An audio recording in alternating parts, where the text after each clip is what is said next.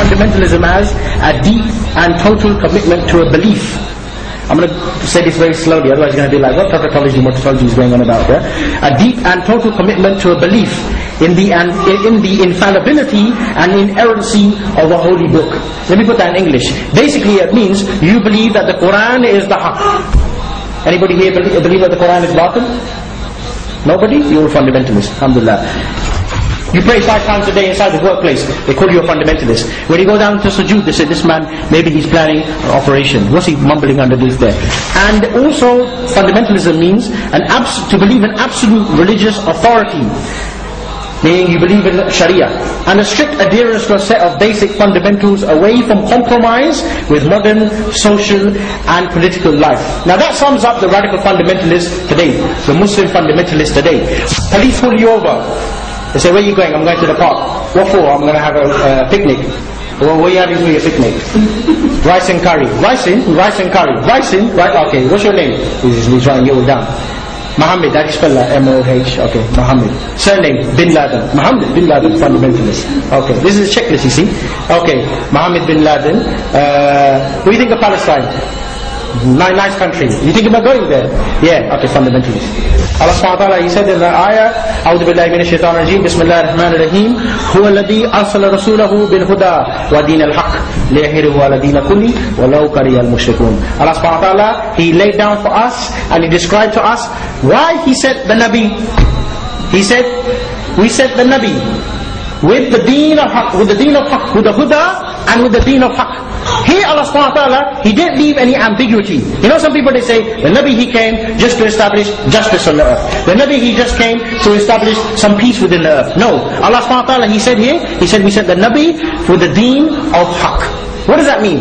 He said the deen of haqq. He never said this deen and many other deens. No, deen of haqq, meaning every other deen is a deen of batil. That's all. We can finish the talk and I can tell you the Prophet was a fundamentalist. For those of you thinking 1 hour to go, yeah? I could finish it right there. It's not as easy as that, because we never attribute anything to Allah or the Messenger except what He attributes to Himself. What's the deen of haqq? What did He come with? What's the shahada? La ilaha illallah. To declare that there is nothing worthy to be followed, to be obeyed and worshipped instead of Allah subhanahu wa ta'ala. And that is declaration of one of the most controversial statements you'll ever make. Because you're declaring no God to be followed, to be obeyed and submitted except Allah subhanahu wa ta'ala. Meaning from the onset, when you become a Muslim, you say, I take all of the false gods and I throw them in the bin. That's how you become a Muslim. You make kufr and ta'hud, then you believe in Allah subhanahu wa ta'ala. That is such a dangerous statement. You know why? Because when you say La ilaha illallah, I'm throwing all the gods in the bin, the Hindu will come to you. Say, hey, hold on a minute. What about my cow? What about my monkey? You throw all of those false gods within the bin. Those kafir, they become upset with you. They say, you throw my God in the bin? What's this?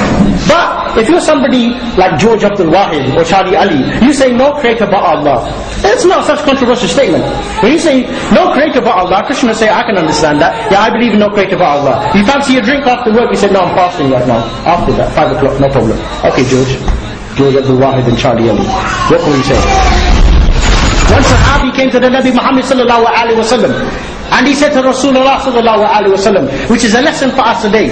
After all of the hardship, when we get some small victory, the Sahabi said to Rasulullah, he said, Ya Rasulullah, have we completed our mission? You know what the Nabi Muhammad he said? He said, no, we only just begun. There's the Roman Empire, there's the Persian Empire, go conquer them, go take all of them.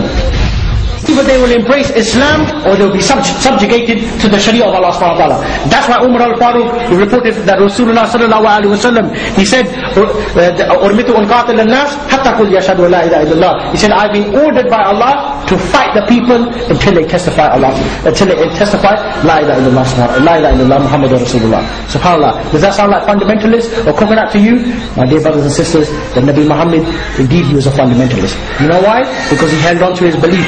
He never compromised. He speak the truth, even though the mushrikeen, they hated it. Even though the mushrikeen, they hate the message, he still carried Islam. He never carried it as a thought and an idea, but rather he carried it as a siyasa, as a political idea. After all of that, my dear brothers, you need to understand one thing alone. That as the Nabi Muhammad was alive today, there should be no doubt in your mind whatsoever that these kuffar, they would call him a fundamentalist. More than that, they would do their utmost to try and arrest him and have him sitting inside Belmarsh with an extradition warrant signed by the Attorney General of Manhattan. But without a shadow of a doubt, the Nabi Muhammad sallallahu alaihi wasallam, he would call for Islam, command good, forbid evil, and he would struggle against these tawaghi until he himself would be sitting as a Khalif inside 10 Downing Street. Inshallah.